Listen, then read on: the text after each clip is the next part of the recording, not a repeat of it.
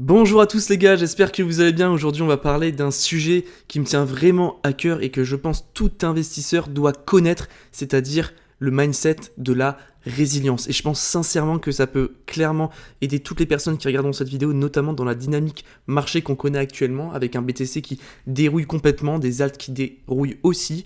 Actuellement on a 85 000 $ sur le BTC, donc vraiment je pense que ce sujet de vidéo est absolument indispensable à comprendre et à connaître en tant qu'investisseur. Alors avant de commencer cette vidéo, je tenais tout simplement à vous remercier pour toutes les personnes qui sont abonnées à ma chaîne YouTube, qui ont laissé des likes, etc. Si vous nous découvrez, n'hésitez pas à vous abonner à ma chaîne YouTube, laissez un like, un commentaire, je parle de crypto, d'investissement, donc vous êtes les bienvenus. Également, n'hésitez surtout pas à cliquer dans le lien, dans la description, il y a un lien vers Bitunix, qui est une plateforme, donc mon partenaire, une plateforme de trading. Il y a des mouvements qui sont hyper intéressants à prendre sur les altcoins ou bien tout simplement sur le BTC. Et en plus de ça, quand vous créez votre compte, et bien tout simplement vous avez des bonus qui vous permettront de trader littéralement gratuitement pour vous entraîner, voilà, sans investir votre capital, en faisant un premier dépôt. Donc n'hésitez pas, vous vous inscrivez, vous cliquez sur le lien ici dans la description, vous allez avoir un code que vous devez renseigner qui est Preda Sunrise et vous aurez plein de bonus, je vous laisse regarder sur la plateforme. Également ce soir il y aura un live avec Preda, donc vous savez, on fait des lives régulièrement avec Preda sur du trading, de l'investissement, on regarde les news, etc. du marché. On fait gagner des bonus également jusqu'à 1000 $ de bonus sur la plateforme Bitunix qui est notre partenaire donc pour trader. On fait des quiz, etc. C'est trop bien. La dernière fois, il y avait 50 personnes. Donc il y aura un live ce soir à 21h, je vous invite vraiment à nous rejoindre, vous allez voir, on va bien se marrer, puis c'est toujours cool d'être entre communautés et de pouvoir échanger sur différents sujets autour de la crypto. Donc ceci étant dit, on va pouvoir tout de suite commencer. Donc les gars, aujourd'hui on sait que investir c'est pas juste trouver les bons projets. Investir c'est se tromper, c'est prendre des baffes, c'est voir des projets qui s'écroulent littéralement. Je pense que vous avez tous vu des projets crypto qui se sont écroulés, et c'est apprendre à avancer malgré tout. Vous pouvez voir que là, les alts, ils se cassent la gueule, le Bitcoin se casse la gueule aussi, mais en fait, c'est hyper important de comprendre et d'avoir la psychologie dans ces contextes marchés. Et je vais vous prendre deux cas concrets. Mais avant de vous parler de tout ça, j'aimerais tout simplement vous raconter une histoire. Cette histoire, eh bien, c'est celle de Marc, d'un investisseur qui s'appelle Marc. Et croyez-moi, beaucoup vont se reconnaître dans cette histoire. Alors Marc, il a investi sérieusement depuis 2020 en crypto. Il a connu toutes les euphories, les pumps, les soirées à regarder CoinMarketCap comme si c'était Netflix littéralement. Et comme beaucoup, il a fait une erreur classique. Il s'est attaché émotionnellement à un bag. Et ce bag, c'est EGLD. EGLD, il en entend parler, on va dire, en octobre 2020. Plutôt non, il en entend parler en début 2021. Il voit que ce coin fait littéralement un énorme pump. Il passe littéralement de 7 $ à son pic à 214 $. Donc là, il se dit waouh, incroyable, c'est le coin de l'année, EGLD, la team est fantastique, c'est un truc de fou, je vais investir. Donc Marc, à ce moment-là, il investit. Donc là, voilà, le coin il monte, etc. Il fait sa vie, donc il est content, il était en profit. Oula, il a eu un petit peu peur, il y a eu un petit crash, mais il continue de croire en EGLD parce que EGLD c'est le futur. Et là, vous pouvez voir que le marché stagne, etc. Et là, d'un coup, gros pump. Tout le monde, c'est l'euphorie totale. EGLD qui va monter à, vous allez voir, 500 $. Là, Marc, Marc, il se prend pour le héros des cryptos, le héros du monde. Et en fait, Marc, là, il a fait une première erreur. C'est qu'en fait, il s'est tellement attaché émotionnellement à son bag, qu'en fait, il a vu EGLD monter à 546 $. Donc, il était clairement en gain depuis son investissement de 660%, donc plus d'un fois 7. Et en fait, Marc, il s'est dit, ok, il y a déjà eu toute cette hausse, c'est sûr que le token, il va encore plus monter. Et honnêtement, je vois bien aux 1000 $.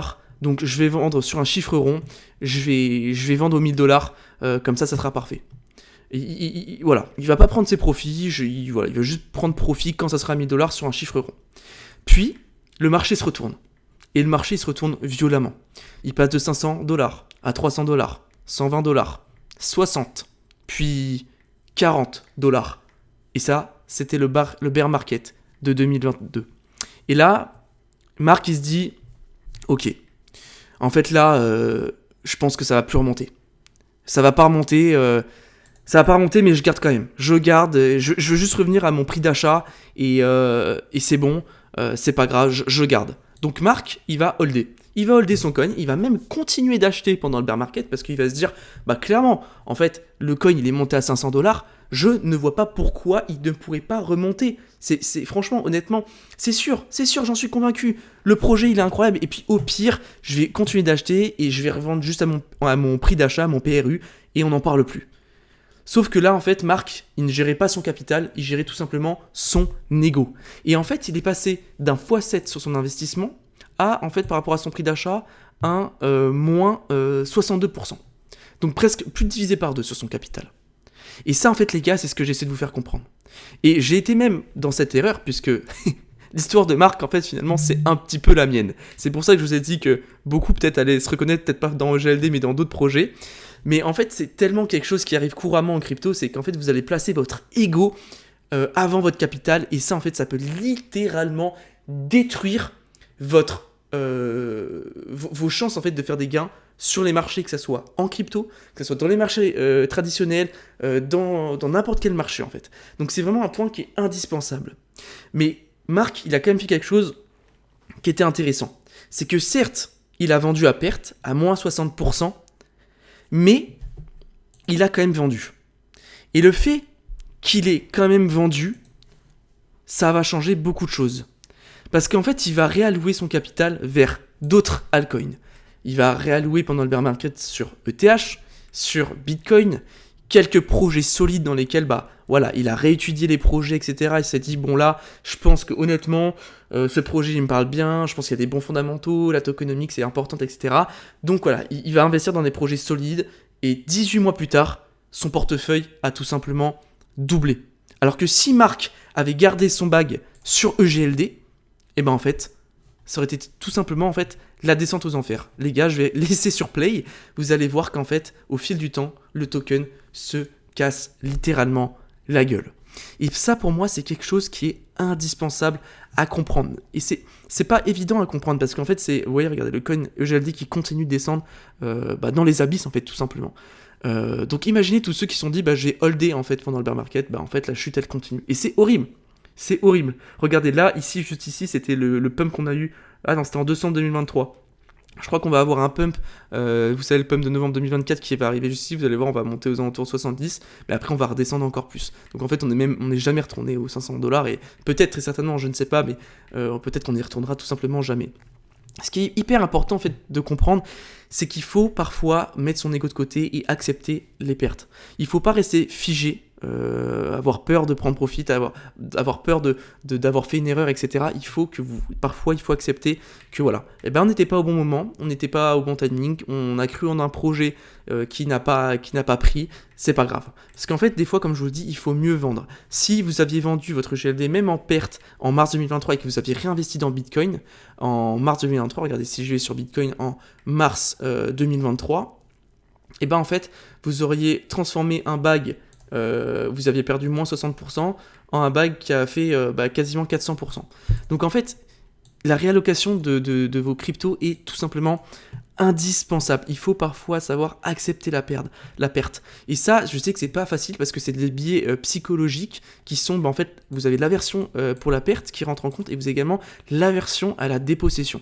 En gros, l'aversion à la dépossession, c'est des concepts psychologiques en finance comportementale. C'est en fait quand vous allez vous attacher à une action, à un projet, vous allez avoir énormément de difficultés à le vendre. De même, là ici, c'est l'aversion pour la perte. Vous pouvez voir que là, vous avez une courbe juste ici, entre les abscisses et les ordonnées. Vous pouvez voir que quand vous êtes en gain juste ici, en fait, pour un gain de par exemple, je sais pas, on va dire, on va dire que c'est $5 ici. Pour un gain de $5 ici, vous allez avoir en fait dans votre esprit une valeur de 20.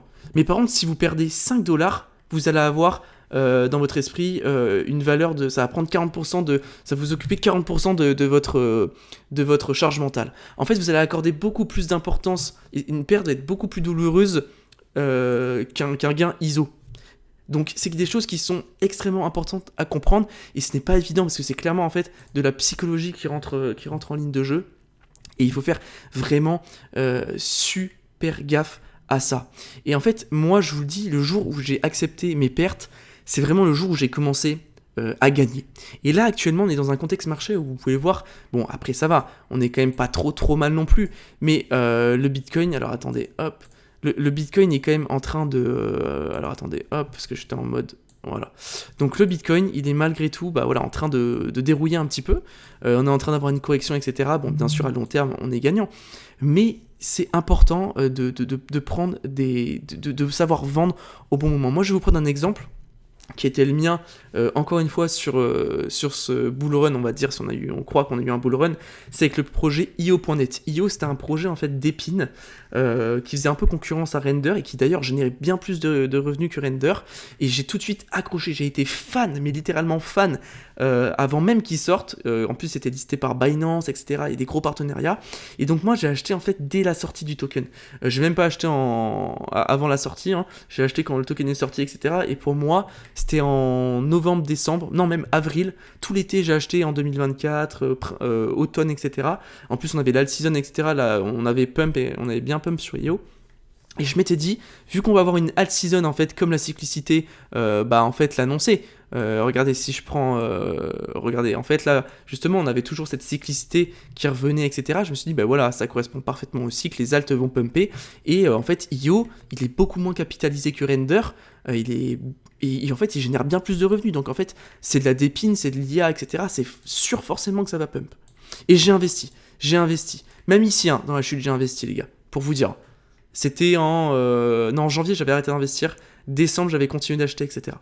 Et en fait, après la chute, j'ai complètement arrêté parce que j'ai vu que le truc dérouillait, je voyais que mon bac commençait à prendre à moins 60%, je fais ok, bon, j'arrête. Puis je voyais également les tarifs avec Trump, etc. Donc ça mettait pas du tout en confiance.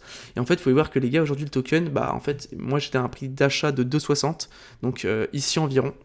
Là aujourd'hui on est à 0,19 et ça fait très mal, alors j'ai vendu mes pertes, j'ai encaissé mes pertes parce que non seulement je sais qu'en fait tout simplement la dynamique autour des alts n'est pas là, clairement qu'on se le dise les gars, si je prends le total 3, non pas le total 3 par contre, loser VS, donc toutes les altcoins exclus en le top 10, vous pouvez voir qu'en fait on n'est clairement pas dans une configuration de alt season, et en fait l'important c'est de savoir se repositionner. Moi j'avais pré-shot l'idée qu'il y ait une alt season, ça n'a pas été le cas, je me suis trompé, donc j'ai vendu certains projets dans lesquels en fait j'ai pas vraiment tellement de conviction. J'ai vendu pour me repositionner sur des projets où il y a plus peut-être de capitaux, qui sont peut-être moins risqués et sur lesquels j'estime que je pourrais faire plus de gains.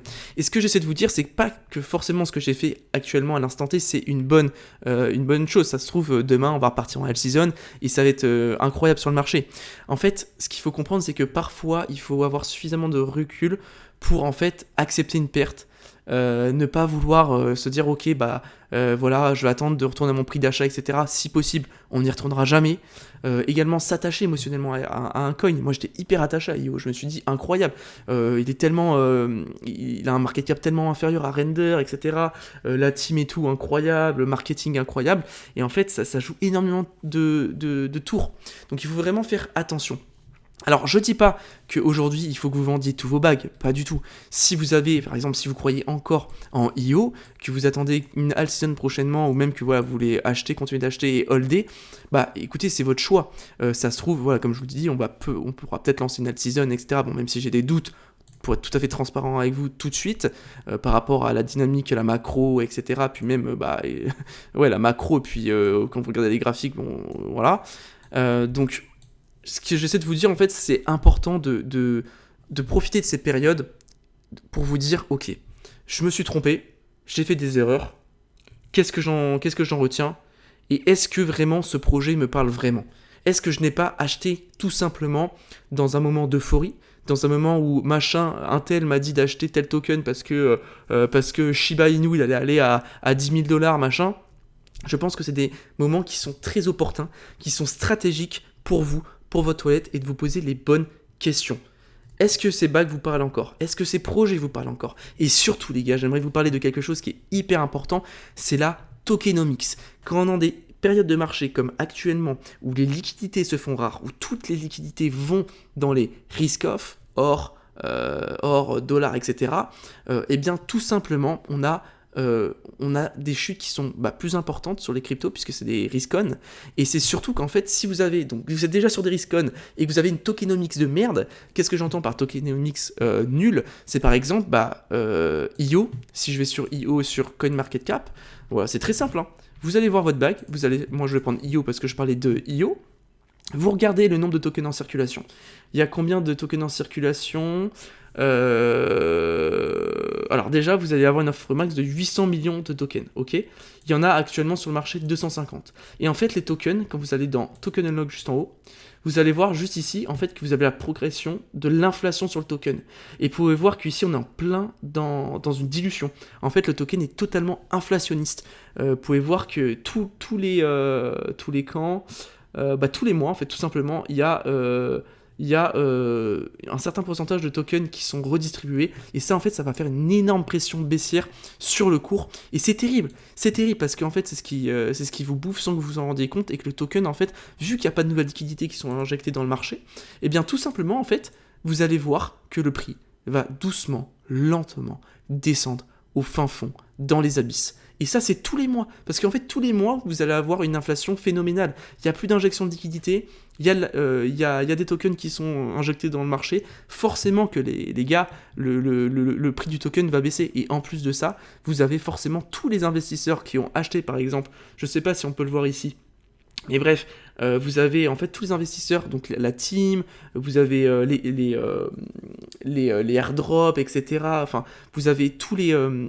n'importe quoi, qu'est-ce que je vous raconte? Vous avez tout, en fait, les gens qui ont acheté en private sale, pardon, excusez-moi, qui, en fait, ont acheté le token peut-être à 0,05 $. Et qui là sont déjà en x5. Et en fait, tous les mois, leurs tokens se libèrent, et ça crée une inflation de fou. Donc je vous invite vraiment, dans des contextes marchés comme vous avez aujourd'hui, à être hyper vigilant, parce que la liquidité se fait rare, et les tokens, les projets avec une tokenomics éclatée au sol, ça va être en fait tout simplement un cauchemar pour votre portefeuille. Après, si vous croyez dans les projets, ça peut être des moments intéressants pour acheter. Évidemment, ça c'est sûr, je dis pas le contraire. Et d'ailleurs, pour vous rassurer, si vous prenez les altcoins en dehors du top 10, regardez, je le retrace avec vous. Donc vous prenez les retracements Fibonacci, vous prenez le plus bas du mouvement et vous prenez le plus haut, et vous allez en fait tout simplement avoir une zone qui s'appelle la zone de rechargement, qui est une zone regardée par les institutionnels comme des zones d'achat très intéressantes. Et ça c'est excellent, vous pouvez le faire sur tous vos tokens. Si vous savez pas acheter, si vous savez pas sur quelle zone acheter quand vous avez des retracements, eh bien vous pouvez souvent vous baser sur ces zones qui sont des zones extrêmement intéressantes à long terme, et souvent regardées de près par les institutionnels. Donc vous pouvez voir que ici, sur les altcoins excluant le top 10, on est pile dans cette zone de rechargement longue entre les 0,786 et les 0,886. Regardez, hop, juste ici. On y est clairement. Et d'ailleurs, on a fait des gros mouvements juste ici pour aller chercher des prix intéressants. On est vite remonté dans cette zone, et là on est en train de consolider. Donc c'est des zones qui sont hyper intéressantes, et peut-être que, en fait, tout simplement, ici, on est dans des périodes excellentes pour se positionner sur les altcoins en dehors du top 10. Par exemple, je sais pas, est-ce qu'on peut prendre Tao? Donc Tao, c'est dommage, je t'en avais parlé en vidéo, il a vachement dérouillé, pourtant la narrative était quand même intéressante avec le nouvel ETF qui allait arriver. Mais par exemple, regardez, vous prenez, donc là je suis en weekly, hein, donc je suis en investissement long terme, vous prenez le plus bas du graphique, vous prenez le plus bas du graphique, vous prenez le point le plus haut, et là, vous allez avoir en fait encore votre zone de rechargement. Et là, vous pouvez voir que la zone de rechargement hyper intéressante, qui est une zone donc regardée par les institutions, donc entre les 0,786 et les 0,886, vous avez un prix entre 233 $ et 291 $. Donc en fait, ici, on est dans des zones intéressantes d'un point de vue institutionnel. Si vous croyez en Tao pour le long terme, en fait, des zones qui sont intéressantes à acheter. Et vous pouvez faire ça pour tous les projets. Vous pouvez faire ça également pour Injective. Donc Injective, pareil, bon, je fais approximatif. Vous prenez le point le plus haut, le point le plus bas, bon, je le fais à l'arrache. Voilà, à peu près. Bon, ok, d'accord, on a une mèche jusqu'ici. Tac, vous regardez. Et là, vous voyez qu'on est... Alors, on a même cassé la zone de rechargement. Ok. Mais bon, voilà, après, c'est des zones qui restent quand même intéressantes si vous souhaitez en fait investir dans ce genre de projet. Mais encore une fois, je vous invite vraiment à faire attention à la tokenomics, qui peut littéralement en fait brûler en fait votre capital extrêmement rapidement. Donc voilà les gars, j'espère que cette vidéo vous aura plu. Je pense que c'est une vidéo qui est importante dans le contexte marché qu'on vit actuellement. Et voilà, n'hésitez pas à faire preuve de résilience, à accepter, à vous adapter, à réallouer et progresser. Les gars, c'est pas les pertes qu'on va retenir demain, c'est les gains. Il faut qu'on reste optimiste. Donc il faut que vous soyez en fait... Et d'ailleurs, j'ai envie de vous dire, si vous êtes encore là au bout de cette vidéo, c'est que vous êtes en train de vous former. et qu'en fait, au lieu d'abandonner, de vous dire, vous pouvez vous dire, vas-y, j'arrête d'investir en crypto, c'est bon, ça me saoule, etc. Mon wallet, ils font, etc. Non, vous êtes encore en train de regarder des vidéos pour vous former, et ça, les gars, ça, c'est le véritable trésor que vous avez. Parce que vous êtes déjà bien plus résilient que la moyenne et bien plus résilient que vous ne le pensez.